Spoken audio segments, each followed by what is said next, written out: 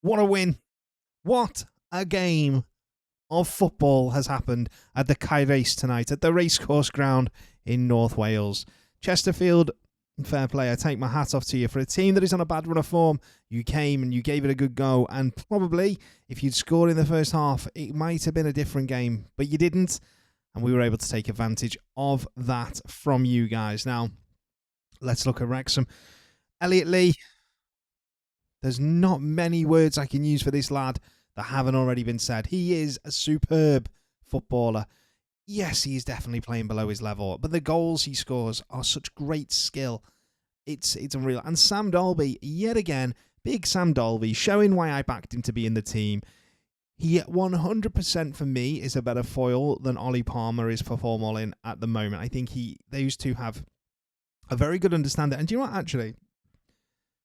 When I watch Sam Dolby, he doesn't get involved in all the wrestling that Ollie Palmer does, which means he wins more headers because he arrives to the header late. He anticipates it a little bit better, I think, than Ollie. That said, I think Ollie is a different type of player and likes to wrestle and be physical. But I actually think for the way we're playing football at the moment, Sam Dolby is much more suited, and I would have him in the team moving forward. I wouldn't be looking to bring Ollie back into the starting lineup at the moment.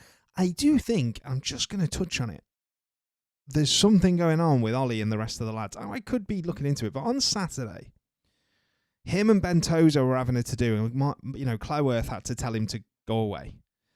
And then tonight, Paul Mullins gunning at him as well because he refused to pass the ball when he was surrounded by three players and ended up losing it, which in fact, him losing that ball there, Chesterfield went down the other end and scored. So there could be a little bit of to-do going on there. I kind of hope there isn't. You want harmony in the squad. And there's no reason for it to be doing, but it feels like there's something there. But again, could just be reading into that. But overall, Wrexham won a performance. I thought defensively, at times, we're probably a little bit too open. Like I say, Chesterfield could have made it 1-1 in the first half before Big Sam's goal. But Rob Layton, again, at the back, he just makes me feel safe. He's like a blanket that you put around yourself when you've got a cold or the man flu, and it just makes you feel better. That's what Rob Layton is to Wrexham to me. He is absolutely outstanding. Now, in terms of the league, obviously this puts us top on 84 points, 1 point ahead of Notts County, who've played a game more than us. And there are certain Notts County fans right now saying that this is over. Notts County will be in the playoffs, etc. Don't count your chickens. Don't count yourselves out of this yet, because this season, these two teams have been so exceptional. To keep the levels up that they are for the whole season is going to be so hard. If you go on and win your next 3 or 4 games, the pressure you put on Wrexham is going to be massive, and it's going to take a really big effort from our boys to be able to match that. Can they do it? We 100% have the players to do it, but it only takes a referee's mistake, a bad decision by a goalkeeper, or a bad performance, and this title race is thrown back into a 50-50 with neither team having a massive advantage. And remember, our other game in hand isn't played until the middle of April when we play Yeovil. How will the table look at that point? That is mental that the game in hand isn't being played for another 6 weeks. It's a long time.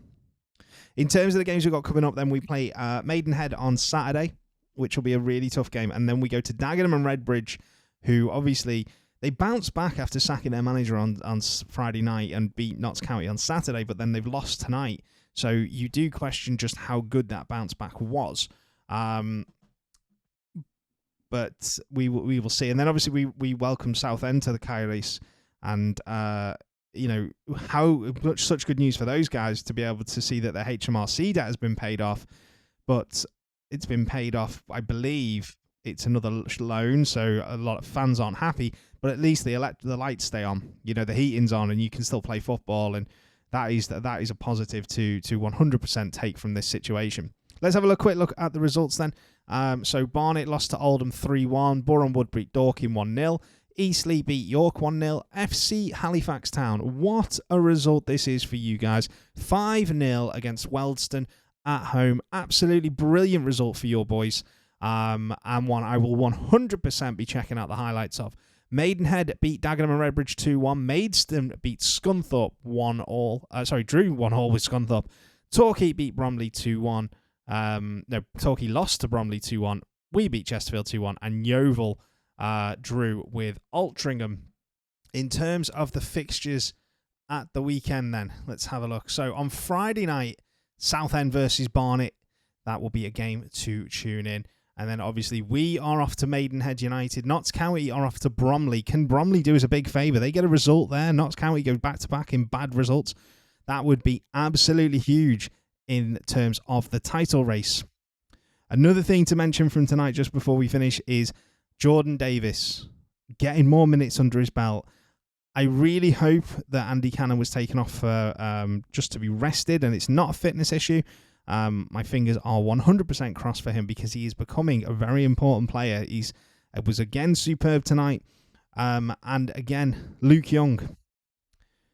If any Wrexham fan criticises Luke Young and they do it in front of you in person, just flick him on the nose. Just flick him on the nose and tell him to stop.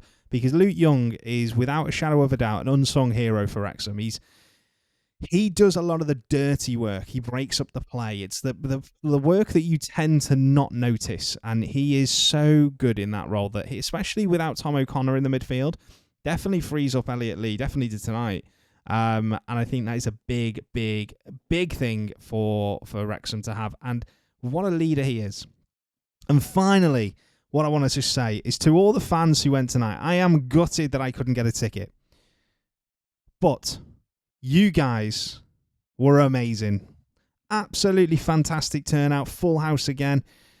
And the noise you made, I said this morning, you had to turn it into a cauldron. You had to make it so that it was an intimidating atmosphere for Chesterfield. And every single one of you did it. Absolutely amazing. And we need to be doing that in every game from now until the end of the season. Let's make this a fortress. Let's make it somewhere teams don't want to come. And let's absolutely smash all the teams that turn up in Wrexham because we need to go up as champions. It's too hard to go up through the playoffs. It's stress that we as the fans don't need after last season. Let's get this over the line. Anyway, if you've enjoyed the content and you're enjoying it so far, thank you so much, by the way, for all the feedback I've had so far. It's been amazing. This is a big change of direction for my channel, but I will aim to bring you as much Wrexham news as I can. Hit subscribe, hit the thumbs up button, and hit the notification bell so you don't miss out on any future videos. And please spread the word about the channel as much as you can to help me out. It is always, always appreciated. And if you want to come on the channel for a video and just chat about Wrexham, let me know. You're more than welcome. I'll see you all soon. Have a good one, guys.